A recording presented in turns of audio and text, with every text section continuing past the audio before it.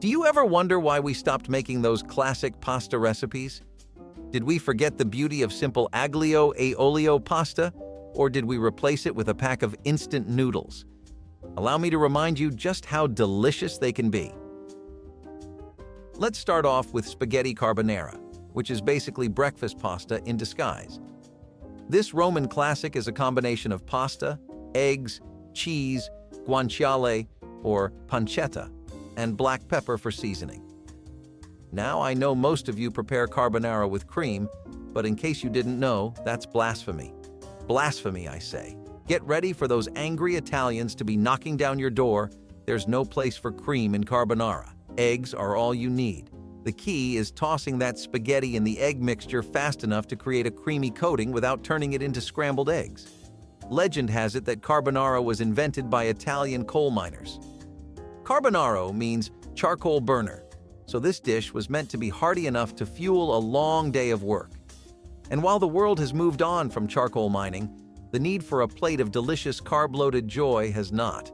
Plus, it's super easy to make, so your grandma whipped it up when she wanted to remind you who was boss in the kitchen.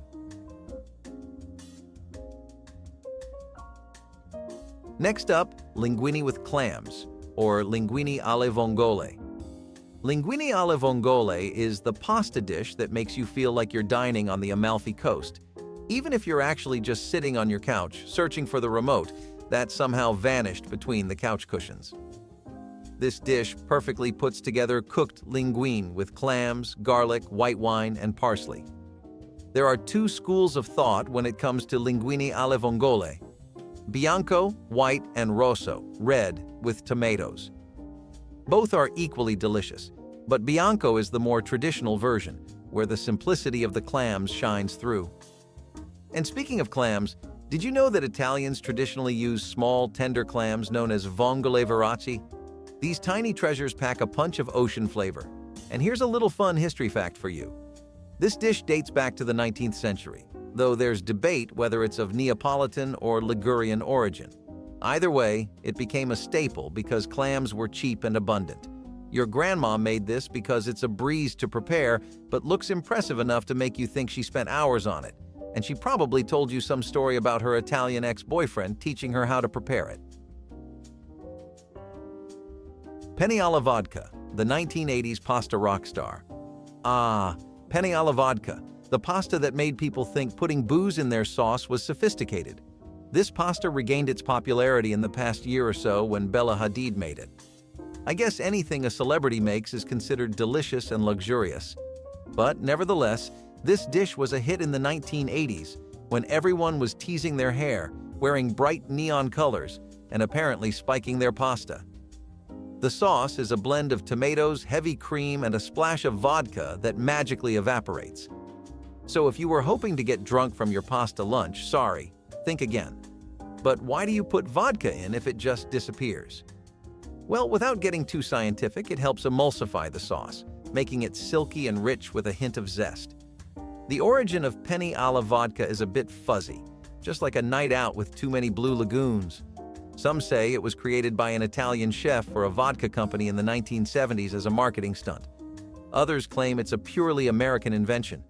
Either way, it became wildly popular, and your grandma probably cooked it up because, well, it had vodka in it. Plus, penne is the perfect pasta shape to hold on to all that creamy, boozy goodness. Moving on to the Beyoncé of pasta, lasagna bolognese. Lasagna bolognese is the heavyweight champion of Sunday dinners. This is not your everyday lasagna. It's a rich, meaty tower of pasta, bechamel sauce, and slow-cooked bolognese that takes patience, and lots of cheese. I am sure all of you know the feeling. When you're 2 layers in, and just when you think you've hit the pot, there's another one, just waiting for you to stuff your face in it. It's like grandma knew you weren't full until you physically couldn't move. The secret is in the sauce, which was slow-simmered to perfection. None of that open jar and call it a day could fly by grandma. Nah. The only proper way of making lasagna bolognese was spending hours upon hours over a hot stove, making sure each bite was cooked with love. The layers of pasta, Rich meat sauce and creamy bechamel create a combination that can make even the crankiest uncle at the table smile. And we can't forget that every piece of lasagna is like an event, especially when you scoop up that gooey piece of bechamel with the crispy edges. Ah, my mouth is watering just from thinking about it. The bottom line is, lasagna bolognese is one delicious mountain of flavors, and if you can't finish your plate, your grandma will make sure to pack up any leftovers because nothing goes to waste at grandma's. Fettuccine Alfredo with peas and ham, the pasta that got a glow-up. Fettuccine Alfredo with peas and ham is like Fettuccine Alfredo's fancy cooler cousin who shows up to family gatherings all tatted up with a black leather jacket and some serious flavor. This is a comfort food classic with rich Alfredo sauce, made from butter, cream, and Parmesan, and turns it up a notch with the peas and ham. With each bite, you'll get the perfect balance of creamy, sweet, and savory. Here's the thing about Alfredo. Americans turned it into a cheesy extravaganza, but the original version from Rome was way simpler, just butter and Parmesan. But why stop at something simple when you can toss in leftover Easter ham and some peas from the freezer to make a masterpiece? Fettuccine Alfredo was originally created to help a woman get her appetite back after childbirth. That's right, it's practically medicinal. Did you hear that, ladies? Quit counting those calories and grab yourself a plate of fettuccine Alfredo with peas and ham. Tagliatelle al ragu, Bologna's best-kept secret. Now, don't get confused here. Tagliatelle al ragu is what most people think of when they say bolognese. But let's get something clear. This is not your basic spaghetti bolognese. This is the real deal. Forget the watery marinara and ground beef of your youth. In Bologna, ragu is a slow-cooked sauce made with a blend of pork and beef, red wine, a splash of milk. Yes, milk, and a mix of finely chopped vegetables, carrots, celery, onions, that simmer together into something heavenly. It's a serious sit-down meal, the kind your grandma would make when she wanted to show off her cooking skills. And you better believe she'd tell you stories about her nonna making this dish just like in Bologna, even if her nonna lived in Utah. Tagliatelle al ragu are so sacred in Bologna that they have an official recipe filed with the local Chamber of Commerce. So, yes, it is that serious for Italians. No, you cannot call all pasta spaghetti, and no, you cannot make carbonara with cream. It is that serious. So if you're making tagliatelle al ragu, respect the recipe, respect the sauce.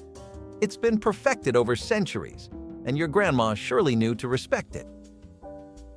Tortellini in brodo is basically the Italian grandma version of chicken soup, but way cooler because, well, pasta. Tiny, plump tortellini filled with a mixture of cheese, meat, or even vegetables are served swimming in a clear, flavorful broth. It's the kind of dish that sends a warm feeling through your whole body. Plus, if you were lucky enough to get this from your grandma, it meant she really loved you. Or you were sick, and she was trying to nurse you back to life. The real fun starts when you learn to make tortellini from scratch. Folding these little pasta dumplings is an art form. But if you aren't so brave, or you just don't care that much, store-bought is fine too. No one has to know. Here's a little fun fact for you. Tortellini is said to be molded after Venus's belly button. Legend has it that a peeping innkeeper was so enchanted by her beauty that he created pasta in the shape of her navel. Weird? Yes, but it makes eating these tiny dumplings somehow more celestial. Also, brodo is just the Italian word for broth, but it sounds way fancier, and that's half the fun. Tortellini and brodo is the ultimate comfort food. Simple, soothing, and a bit of a forgotten gem in today's pasta world. Pasta e fagioli, a hearty, rustic, and deeply comforting dish. Pasta e fagioli is the food equivalent of a warm hug from grandma. This isn't just a regular bowl of pasta. This is a bowl of pure comfort. Imagine pasta swimming in a thick, hearty bean soup, seasoned with garlic, rosemary, and maybe a little pancetta if grandma was feeling fancy that day. It's the kind of meal that makes you feel like you could conquer the world after just one spoonful. Pasta e fagioli is the ultimate peasant food made from the ingredients that are always available in the pantry: beans, pasta, and a few aromatics. Yet, this humble dish is something you always strive for on a cold winter day, sitting by the fire, wearing your favorite cozy sweater. I don't know about you, but no matter how hard I tried to replicate Grandma's recipe, hers was always better. But nonetheless, the recipe goes like this. Let the beans simmer until they're soft, then toss in the pasta so it absorbs all the rich broth. Then all there's left to do is sit and enjoy. Every spoonful had a little bit of pasta, a little bit of beans, and a whole lot of nostalgia. Spaghetti aglio e olio, the 5-minute wonder. Spaghetti aglio e olio is the perfect example of less is more. It is basically the pasta equivalent of a little black dress, simple, classic, and always in style. And guess what? It's ready in about the same time it takes to overthink a pizza delivery order. This dish is just spaghetti, garlic, olive oil, and a little bit of red pepper flakes for some sass. The magic? How it all comes together. Sauté the garlic in olive oil until it's golden and fragrant, toss in the spaghetti, and boom, instant food heaven. Aglio e olio's secret is that it is a pantry's most valuable player. You cannot tell me that in this day and age you do not have some olive oil in your pantry. When you have absolutely nothing in the fridge but hunger in your belly, this dish has your back. And the bonus? It's versatile.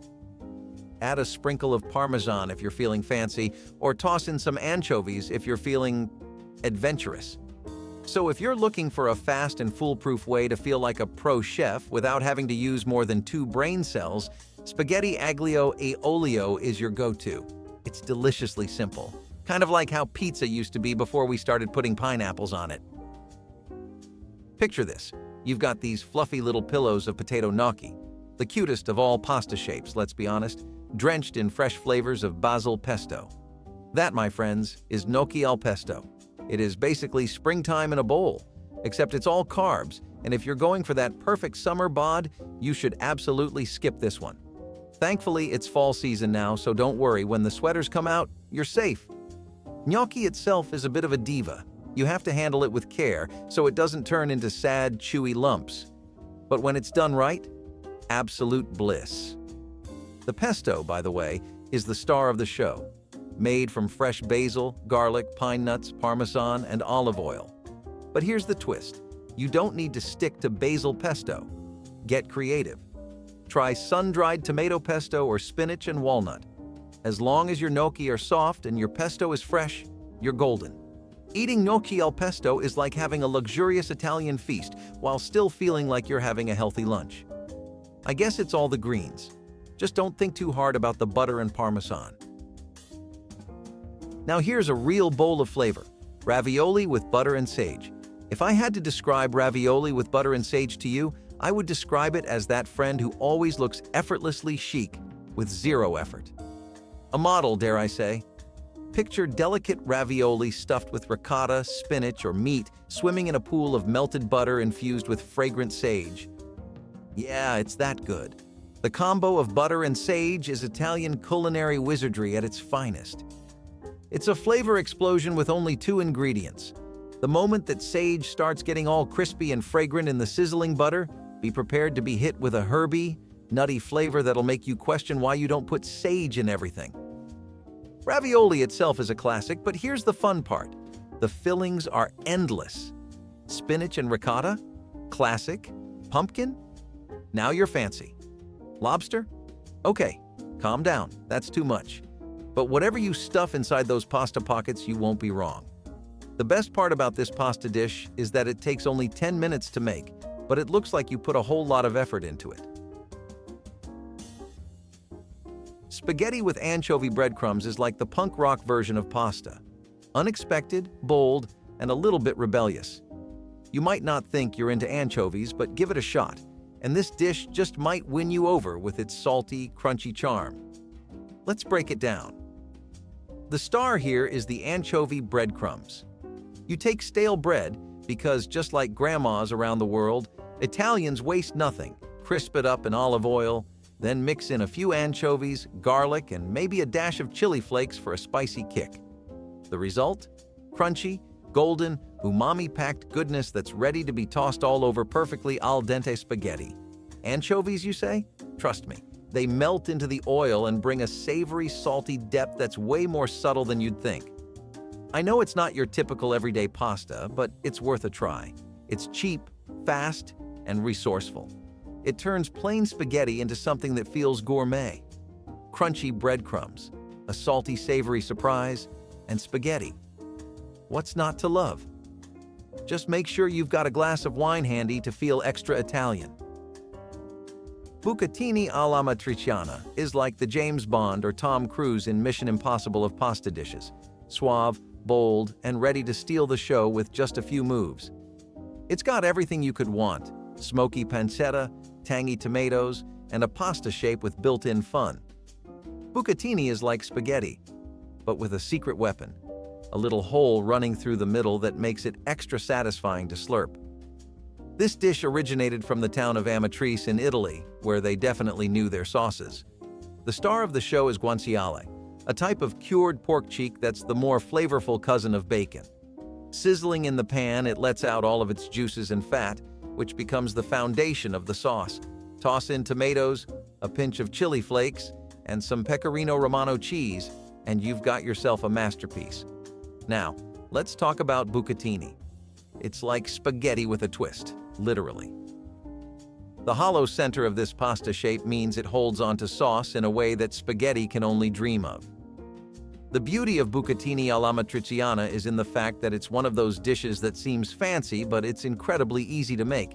And yet, when you serve it up, it feels like you've just made a rustic Italian classic straight from a trattoria. Orsi. Cacio e pepe, the mac and cheese of Italy. Cacio e pepe is pasta stripped down to its most essential form. If you've never tried this Roman classic, think of it as Italy's elegant answer to mac and cheese, but with zero neon orange in sight. This dish, quite the opposite of all American mac and cheese, is simple.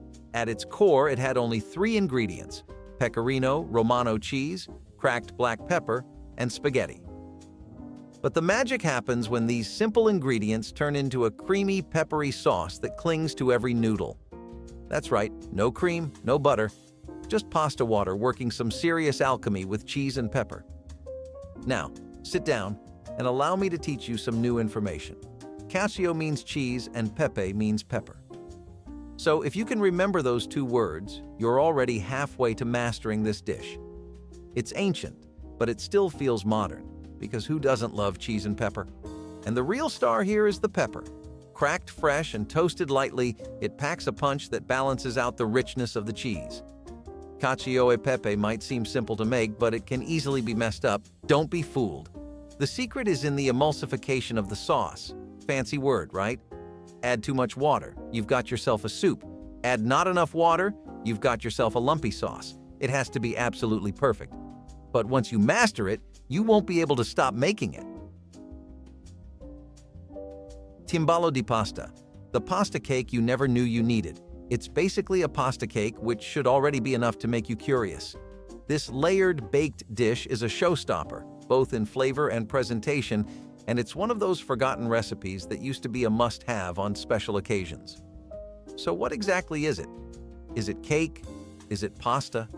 Imagine a mold filled with layers of pasta, meat, cheese, and sauce, all baked together until it's golden and bubbly.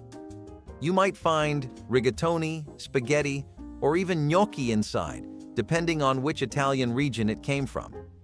Some real foodie must have come up with this recipe because it screams, "Hey, why not turn pasta into a casserole and wrap it in pastry?" But this recipe isn't for the faint of heart. It takes some serious preparation, and it's quite a commitment.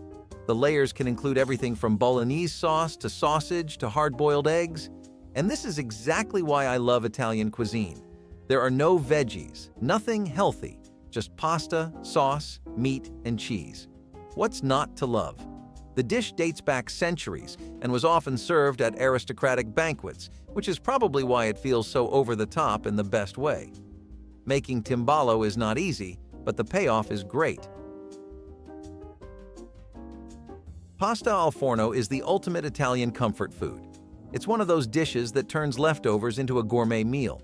Just imagine layers of pasta, sauce, cheese, and maybe even some meat, all baked until everything's golden, bubbly, and smelling like heaven. It's essentially the Italian version of the casserole, packed with flavors, perfect for feeding an army, and guaranteed to warm your soul and your kitchen. The beauty of pasta al forno is in its flexibility. Got some rigatoni lying around? Perfect. Penne? Even better. Throw in your favorite sauce, whether it's a meaty bolognese or a simple marinara, and let the oven do the work. And let's not forget the cheese. Mozzarella, Parmesan, ricotta. This dish is a cheesy wonderland. Some versions even have a sneaky layer of bechamel sauce for extra creaminess. This dish came to be as a way to, well, make a little go a long way. What's great is that it tastes even better the next day. Well, only if you've got anything left for the next day. It's a cozy, melty, cheesy masterpiece that hits all the right notes. This one's a cutie. Orecchiette with broccoli rabe is the dish that proves even pasta can have a personality. Orecchiette, meaning little ears, is a pasta shape so adorable it's impossible to resist. But don't let its cuteness fool you. This dish packs a serious punch thanks to the bold, slightly bitter flavor of broccoli rabe, also known as rapini. Orecchiette originated from the Puglia region of Italy, where grandmas have been expertly rolling these little pasta discs for generations. Their cute shape is perfect for catching the sauce, and when paired with broccoli rabe, they create a wonderful bite. The bitter greens, often sautéed with garlic and red pepper flakes, are balanced out by a healthy drizzle of olive oil and a generous sprinkle of Parmesan cheese. I am biting my lip for what I said earlier about the veggies, but this one is different, I promise.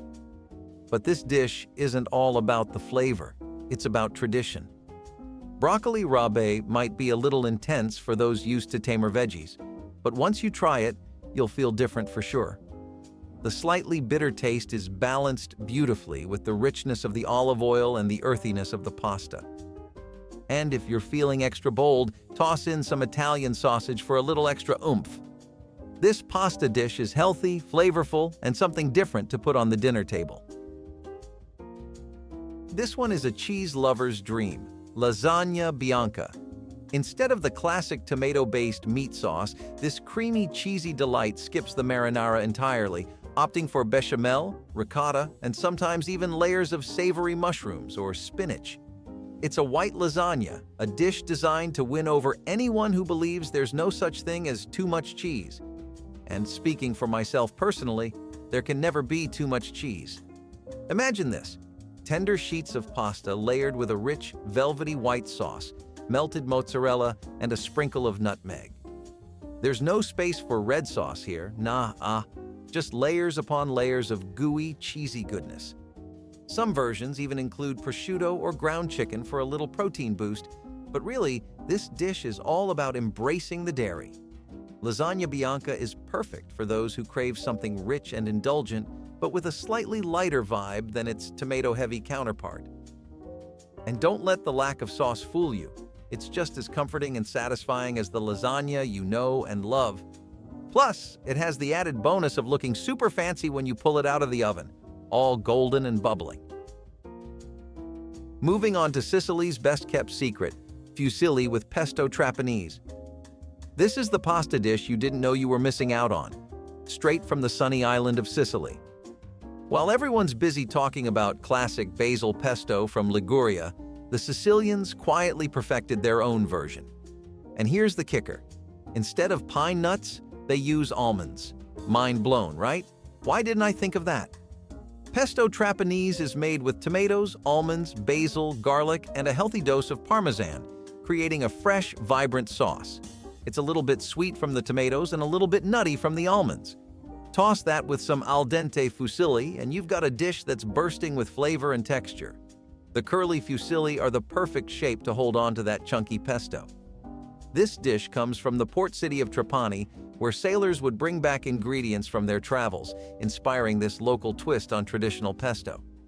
It's fast, fresh, and incredibly easy to make, Perfect for those days when you want to feel fancy without spending hours in the kitchen. Pasta con le sarde, a bold mix of sardines, fennel, and raisins. Pasta con le sarde is one of those dishes that sounds like it definitely doesn't work. Sardines, fennel, raisins. Those by themselves sound yucky, but mixed together? Sounds like a recipe for disaster to me. This Sicilian dish is bold and adventurous, and definitely not for the faint of heart. Picky eaters, this is not for you. But according to some, one bite of this dish will make you wonder why you haven't been eating sardines your whole life. The secret to pasta con le sarde's success is the balance of flavors.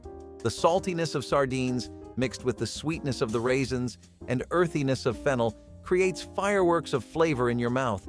It's like a mini vacation to Sicily on your plate, filled with sunshine and the smell of the ocean. But that may be just the sardines. And your grandma probably whipped this up at times when she got back from that vacation she went on to Italy with her friends. It's the kind of pasta that makes you feel culturally elevated just by enjoying a simple plate. And don't let those stinky sardines scare you away. If you're feeling brave, dive into this one. Your taste buds will thank you later. Spaghetti al limone is the ultimate pasta for those days when you want something light, bright, and bursting with flavor, but without the guilt of, say, devouring an entire pizza. It's simple, elegant, and delivers a fresh, zesty punch, perfect for when your taste buds need a wake-up call. The magic here is in the sauce. Instead of a heavy tomato or cream base, this dish is all about lemons, fresh, tangy lemons. You take that gorgeous citrus juice, mix it with olive oil, garlic, and a bit of Parmesan, and toss it with perfectly al dente spaghetti. The result? A light, creamy sauce that clings to every noodle, with just enough richness from the cheese to balance out the zestiness of the lemon. Spaghetti al limone originated from the Amalfi Coast, which just happens to be famous for its big, juicy lemons and stunning sea views. One bite, and you'll feel like you've been transported to a Mediterranean cliffside where you're eating this under a lemon tree, obviously. Best of all, spaghetti al limone takes practically no time to make. It's the perfect go-to dish for when you want to impress your guests without spending hours in the kitchen. Fresh, fast, and delicious, it's the kind of forgotten classic that deserves a big comeback. And hey, it's practically health food, right? You're getting your dose of vitamin C. Pasta alla norma is the eggplant's moment to shine, and trust me, it's a showstopper. For me, the show stops once I see an eggplant anywhere, because, yuck. Originating from Sicily, this dish is all about bringing together tender caramelized eggplant, tangy tomato sauce, and hearty rigatoni. It's the culinary equivalent of a summer blockbuster where eggplant plays the lead role. And spoiler alert, it absolutely steals the show. The story behind the name is really funny. It's said to be named after the famous opera Norma by Vincenzo Bellini, a Sicilian composer. When the dish was first tasted, someone declared it a Norma, as in, it's a masterpiece worthy of the stage. Let's talk about the eggplant. Fried or roasted until golden and tender, it soaks up the tomato sauce like a sponge, infusing every bite with rich, savory goodness. The sauce itself is a classic Italian tomato blend, but with the eggplant, it's transformed into something else. And don't forget the ricotta salata, a salty, firm cheese that crumbles beautifully over the dish, adding the perfect finishing touch. Pasta alla norma is a celebration of everything we love about Sicilian cuisine. Fresh ingredients, bold flavors, and simple techniques that let each component shine. Rigatoni is the perfect pasta for this dish, with its ridges catching all that glorious sauce. It's hearty, comforting, and vegetarian, but so satisfying even the meat lovers will be coming back for seconds. Eggplant has never looked or tasted so good. I mean, as far as I've heard. Now, you're in for a quick history lesson. Have you ever wondered what the Romans ate after a hard day of conquering and building empires? Turns out they loved a good plate of pasta alla gricia, the precursor to carbonara. To get a better picture, think of this as a carbonara without eggs. Yes, you heard that right, no eggs. It was all about simplicity, guanciale, which was cured pork cheek, pecorino cheese, and black pepper alongside pasta. This created a perfectly balanced, savory masterpiece. The beauty of pasta alla gricia is that it doesn't try to be fancy and over the top. There is no cream, just the salty, crispy guanciale mixing with the pecorino coating the pasta in a rich, silky sauce. And Grandma is no stranger to making dishes this old school. She knows that it's all about using the best ingredients. The guanciale brings the flavor, the pecorino adds a nice cheesy kick, and the black pepper ties it all together. This dish may have been forgotten by some, but just one bite will bring you back to the glory of ancient times.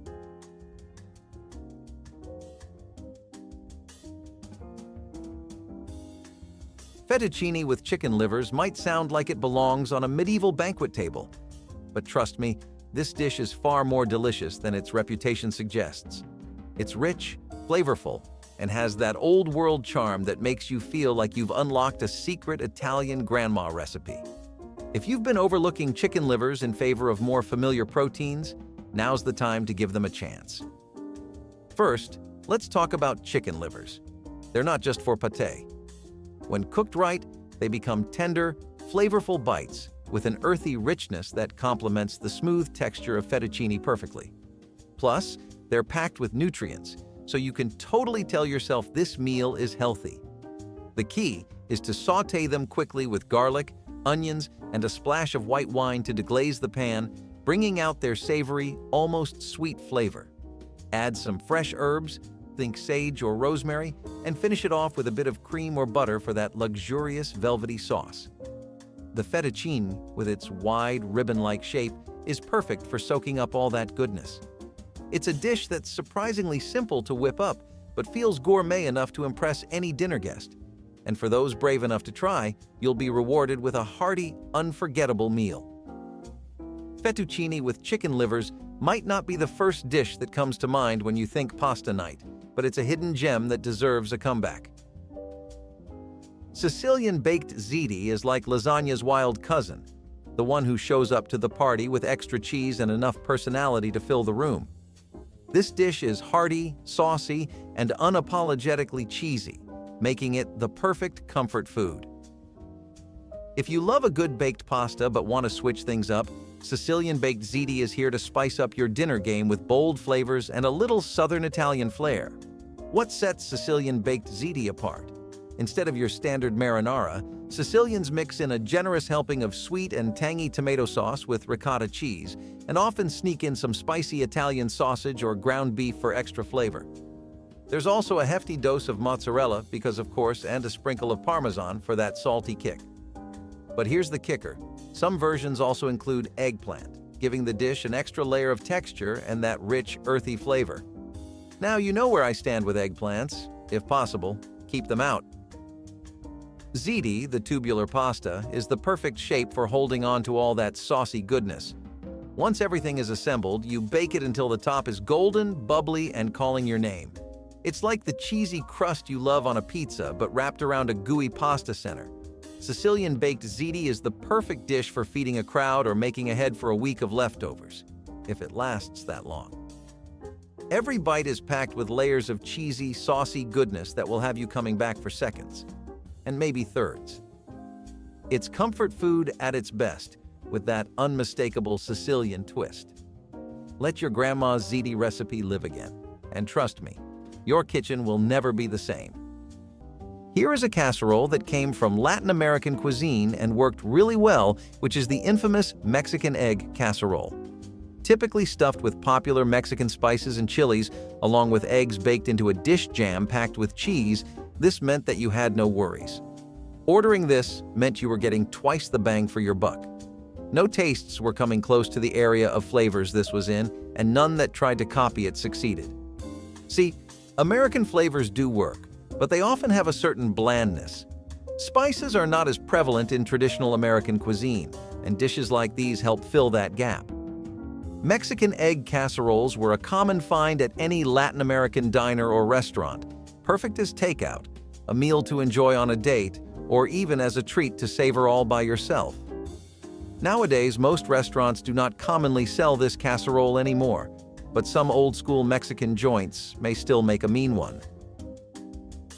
This one is definitely something that did not sit well with some, while it was something being served at every dinner for others.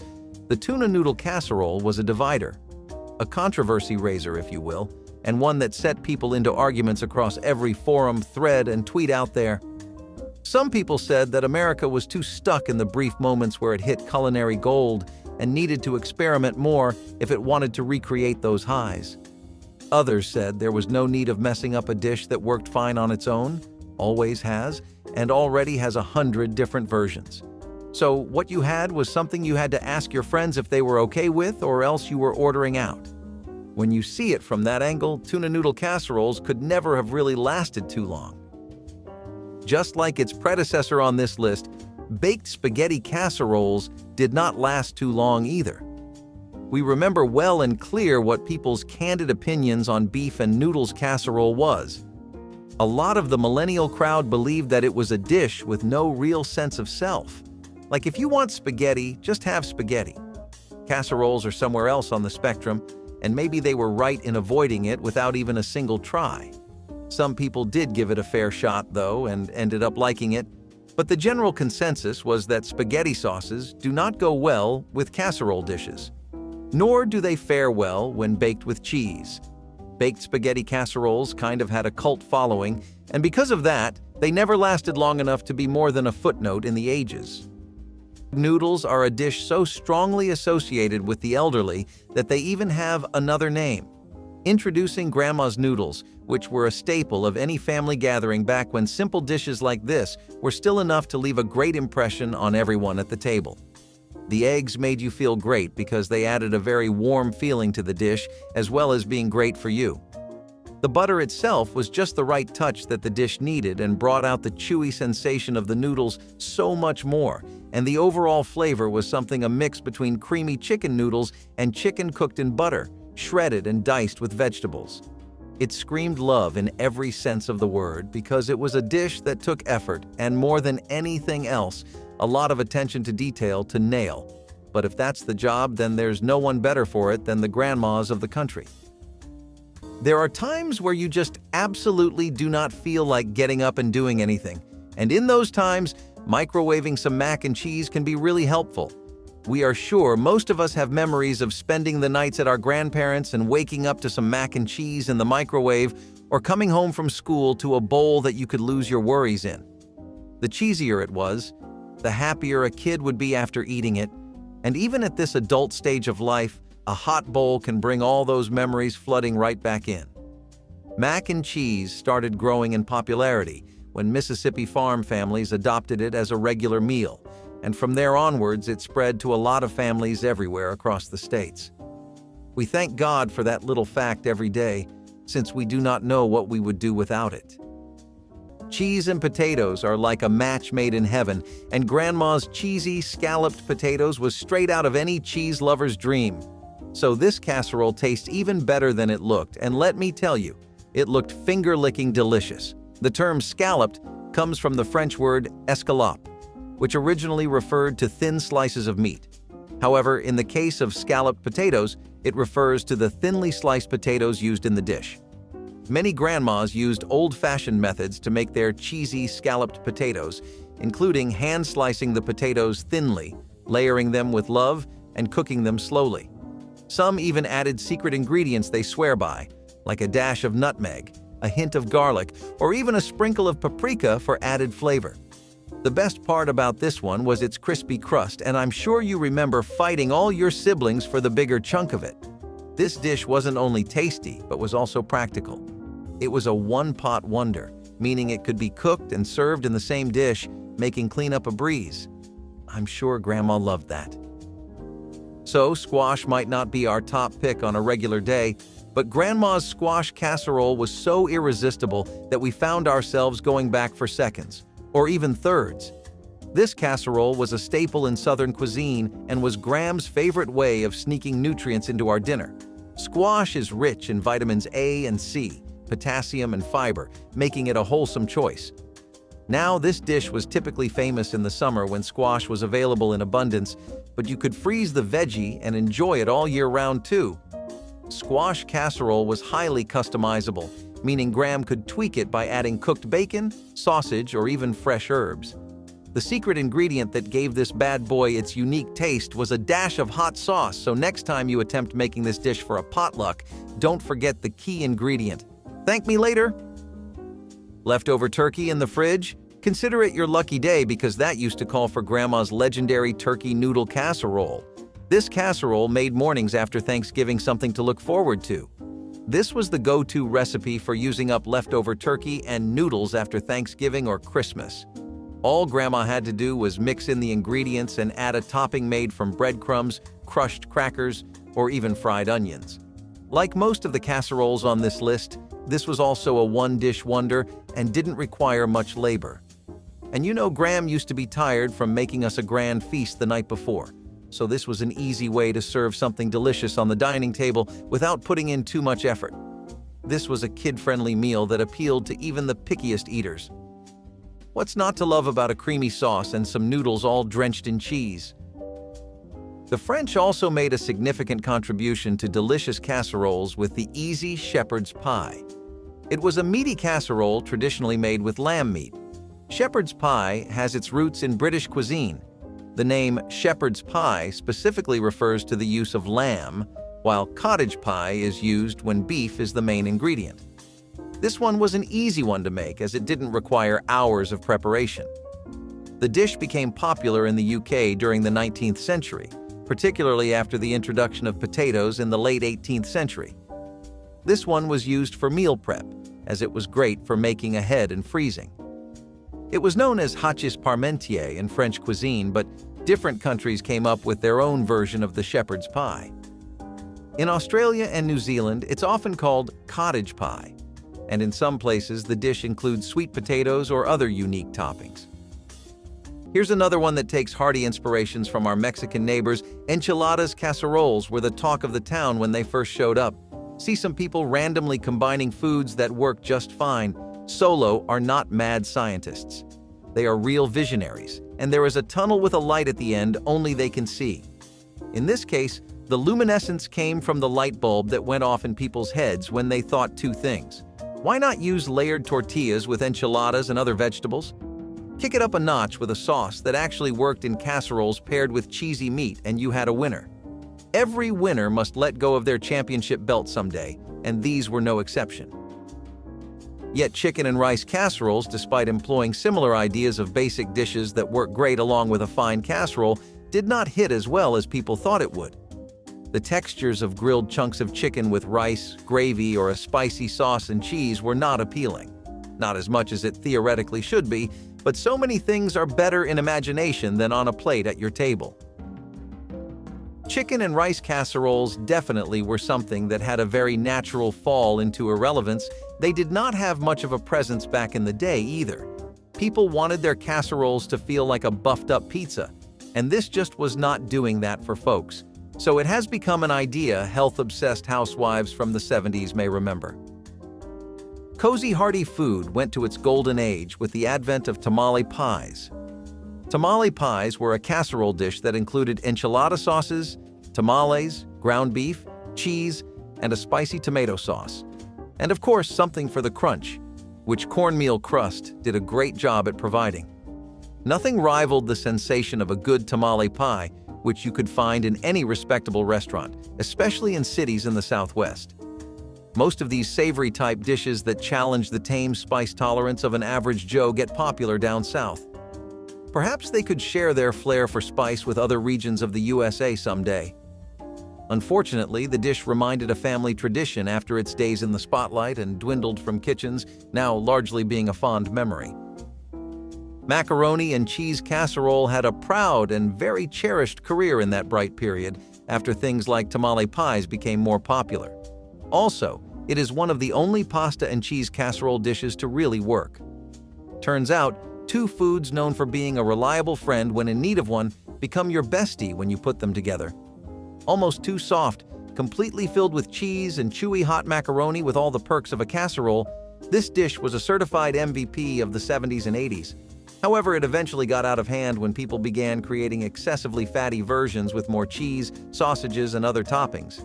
Since then, it has gone down in rank because you gotta care about your gut too, you know? A healthy contrast to the macaroni and cheese casserole is the zucchini tomato casserole. Often served with soy and onion dipping sauce, children preferred to stay away from this vegetable casserole, but adults loved the taste.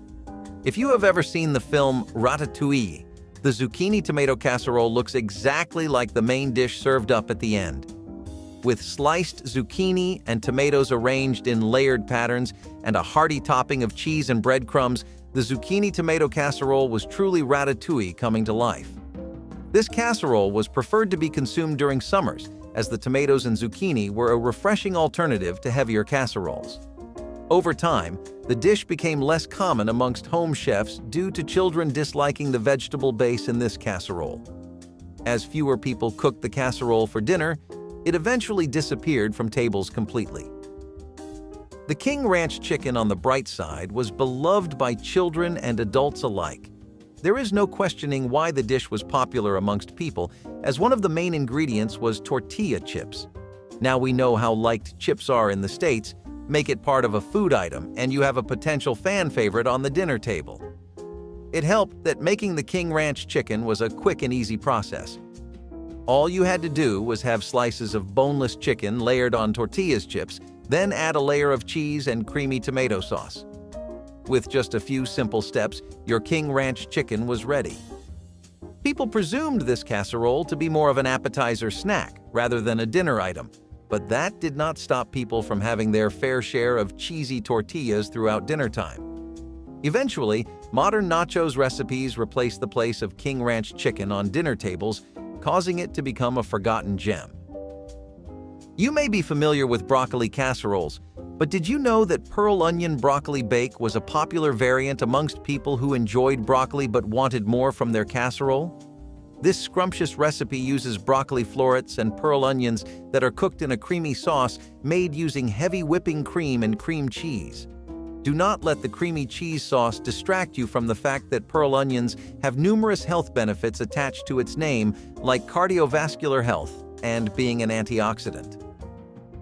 Vegetarian families across the state welcomed the dish onto their dinner tables because of how delicious and healthy it was. Given that the recipe required only a few ingredients, the cheap nature of the recipe made it popular amongst working-class and middle-income households as well. The dish, however, never found mainstream success, which is the main reason why, as time passed, lesser tables had pearl onion broccoli bake as a main dish. Stuffed peppers can likely be traced back to the ancient Middle East, but stuffed pepper casserole? That is completely an American marvel.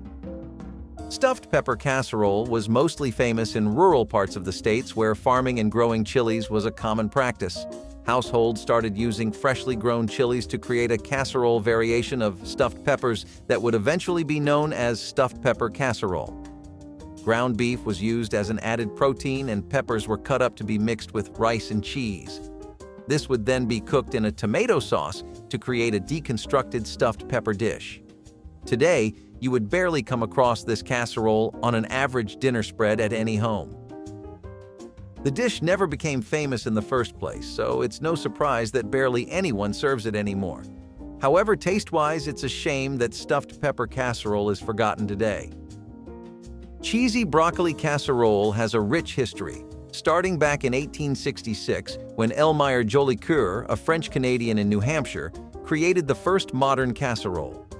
This dish, combining soft broccoli with creamy cheese and crunchy breadcrumbs, was a favorite in many homes. However, as people started to prefer bold and complex flavors, this simple and comforting casserole became less popular. Though it's not seen much today, it's still remembered fondly by those who grew up with it. Despite its traditional roots, cheesy broccoli casserole fits well into a healthy diet, offering a tasty yet light option for mealtimes. Green bean casserole started out as a traditional Thanksgiving meal, but because of how much everyone loved it, it soon became a year-round delicacy. This one was also created as a creative way to market Campbell's cream of mushroom soup. When canned soups first hit the food aisle at grocery stores, many people were skeptical about them. Introducing new recipes was a way of encouraging people to add them to their daily meals, and Grandma really followed through with this one. The original recipe, known as the green bean bake, was developed by Dorcas Riley, a home economist at Campbell's. It combined green beans, cream of mushroom soup, and fried onions, and it was published in the company's recipe booklet. Our sweet old grandmas decided to make this one better by adding their own twists to the original recipe. Although traditionally rich and creamy, there were lighter versions of green bean casserole that used lower fat ingredients or alternative toppings to make it healthier. You can't possibly reminisce about Grandma's forgotten casseroles without bringing up the ham and potato casserole. This one combined two classic comfort foods, ham and potatoes, and instantly became a favorite on the dining table. You know, all those leftover ham that goes bad in your refrigerator after the holidays? Well, this recipe was a way to spice it up and turn it into something new, and of course, Grandma did it best. There was even a healthier version of the ham and potato casserole that was made using lean ham, low-fat dairy products, and extra vegetables to boost the nutritional content. Grandma used whatever potatoes she could find at the farmer's market, but this one could be made by a variety. Some recipes called for russets, while others used Yukon Gold or red potatoes, depending on your texture preference. Speaking of veggie casseroles, the cabbage roll casserole was another hit on the dinner table. Don't we all love some good old-fashioned cabbage rolls? Well, this recipe took the labor-intensive meal and turned it into something simpler while retaining all the delicious flavors. Now this casserole has its origins in Eastern European cuisine, where cabbage rolls are a staple. It was a combination of recipes found in countries like Poland, Russia, and Hungary. Cabbage casserole not only tasted delicious, but also provided many health benefits with every bite. Cabbage is a nutritious vegetable that's rich in vitamins C and K, fiber, and antioxidants. Delicious and healthy. What's more to ask? Eggplant Parmesan casserole is another Italian classic that became a favorite in the United States. Eggplant was often a challenge to serve to picky eaters, so Grandma got creative and found a way to sneak it into delicious dishes, which resulted in the creation of this hearty dish. In Italy, it's better known as Parmigiana and is a popular gourmet dish. The casserole is a more laid-back version of the delicacy, as you can enjoy the flavors of this classic Italian dish without all the work of frying each individual slice of eggplant.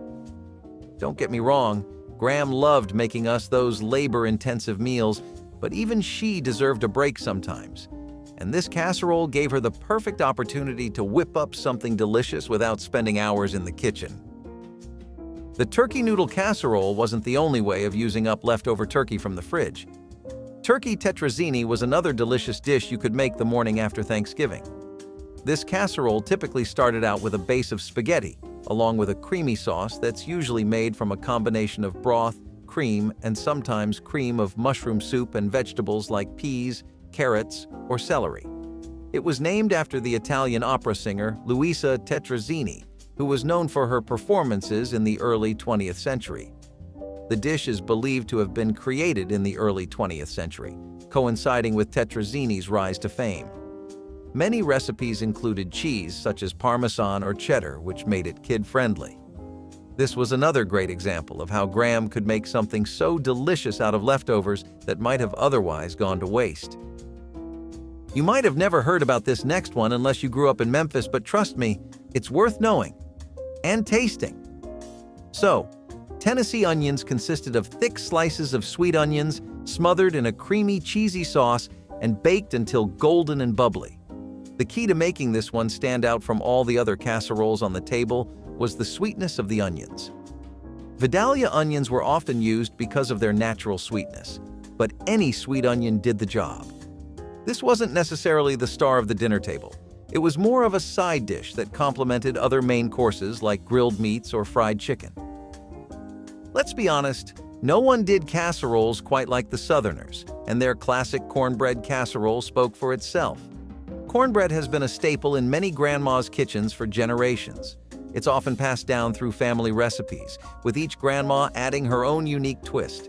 This is one of the most famous members of the casserole families and was a staple at family dinners and potlucks. The best part? Anyone could make it. Yes, it was that easy. You just had to mix the ingredients, pour them into a baking dish, and let the oven do the work. It was a great everyday dinner, especially for busy cooks looking for a fuss-free meal. You could also customize this casserole and experiment with different types of cheese.